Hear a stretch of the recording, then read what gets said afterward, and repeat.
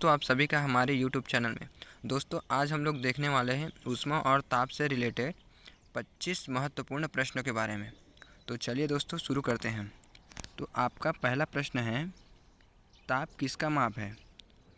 ताप किसका माप है? तो इसका सही जवाब हो जाएगा दोस्तों आपका बी, अणुओं की औसत गतिज ऊर्जा। इसका सही जवाब हो जाएगा अणुओं की औसत गतिज ऊर्जा बी। अगला प्रश्न है आप, एसआई प्रणाली में ऊष्मा की इकाई क्या है? एसआई प्रणाली में ऊष्मा की इकाई क्या है? तो इसका सही जवाब हो जाएगा आपका बी, जूल। अगला प्रश्न है, 1 कैलोरी बराबर होता है? 1 कैलोरी बराबर होता है, तो इसका सही जवाब हो जाएगा आपका ए, 4.2 जूल। 4.2 जूल। अगला प्रश्न है, तापमान की एसआई इकाई क्या है? तापमान की एसआई इकाई क्या है? तो इसका सही जवाब हो जाएगा आपका सी, केल्विन। तापमान की एसआई इकाई है। अगला प्रश्न है, कौन सा तापमान सबसे अधिक है? कौन सा तापमान सबसे अधिक है? तो इसका सही जवाब हो जाएगा आपका ए, 100 डिग्री सेल्सियस। 100 degree Celsius. अगला प्रश्न है, ऊष्मा संचरण की 3 विधियाँ कौन सी है? ऊष्मा संचरण की 3 विधियाँ कौन सी है? तो इसका सही जवाब हो जाएगा दोस्तों ए, चालन, संवहन और विकिरण। चालन, संवहन और विकिरण। अगला प्रश्न है, धातु में ऊष्मा किस विधि से चलती है? अगला प्रश्न है, धातु में ऊष्मा किस विधि से चलती है? तो इसका सही जवाब हो जाएगा दोस्तों आपका सी, चालन से। धातु में ऊष्मा किस विधि से चलती है? इसका सही जवाब हो जाएगा चालन।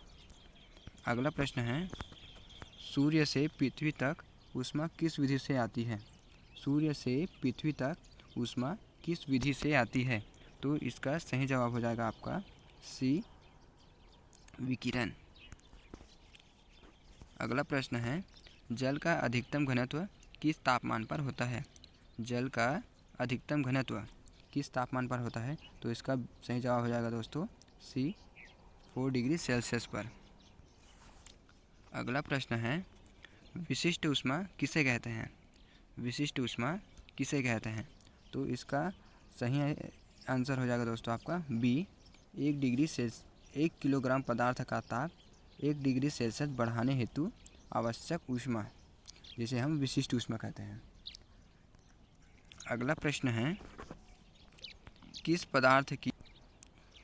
अगला प्रश्न है, किस पदार्थ की विशिष्ट ऊष्मा सबसे अधिक है?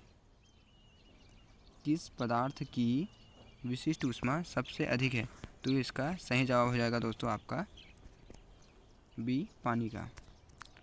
अगला प्रश्न है, ऊष्मा ऊर्जा का प्रवाह किस दिशा में होता है? ऊष्मा ऊर्जा का प्रवाह किस दिशा में होता है? तो इसका सही जवाब हो जाएगा आपका बी, गर्म से ठंड की ओर होता है। बी, गर्म से ठंड की ओर होता है। अगला प्रश्न है, पारा को तापमापी में क्यों उपयोग करते हैं? पारा को तापमापी में क्यों उपयोग करते हैं?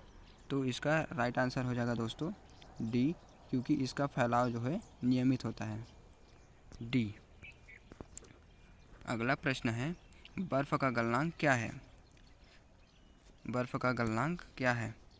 तो उसका सही आंसर है दोस्तों आपका B, 0 degree Celsius. 0 degree Celsius पर हमारा जो बर्फ़ है वो जमने स्टार्ट होता है। अगला प्रश्न है, जल का क्वथनांक कितना है? तो इसका सही जवाब है दोस्तों आपका ए, ये बिल्कुल सही रहा है, सही आंसर है।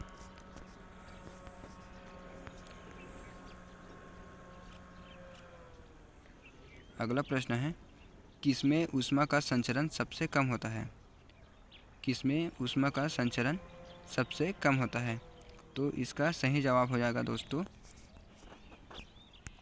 किसमें ऊष्मा का संचरण सबसे कम होता है? तो इसका सही जवाब हो जाएगा दोस्तों आपका बी, लकड़ी में। अगला प्रश्न है, ऊष्मीय प्रसार किस कारण होता है? ऊष्मीय प्रसार किस कारण होता है? तो इसका सही जवाब हो जाएगा दोस्तों आपका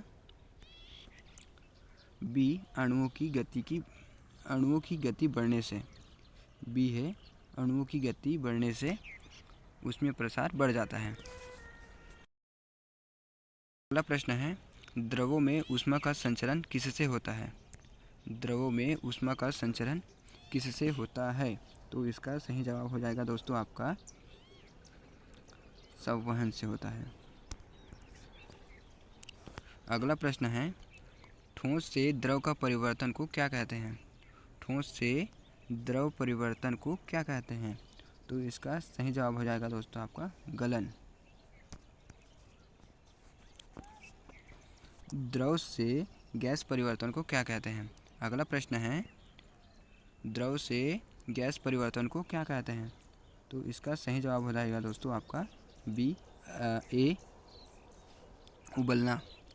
ए उबलना। अगला प्रश्न है, ऊष्मा का प्रभाव क्या नहीं है?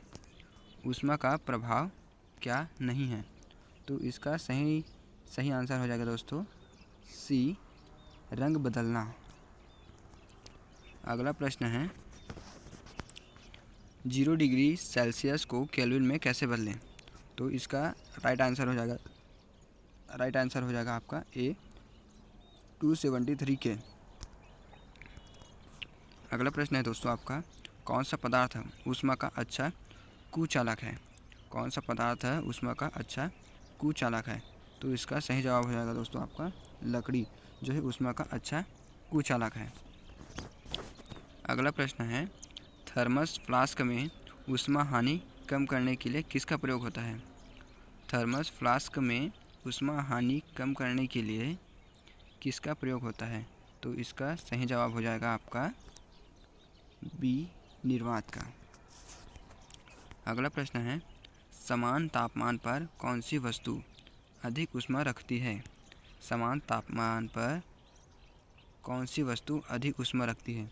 तो इसका सही जवाब हो जाएगा आपका ए, अधिक द्रव्यमान वाली वस्तु।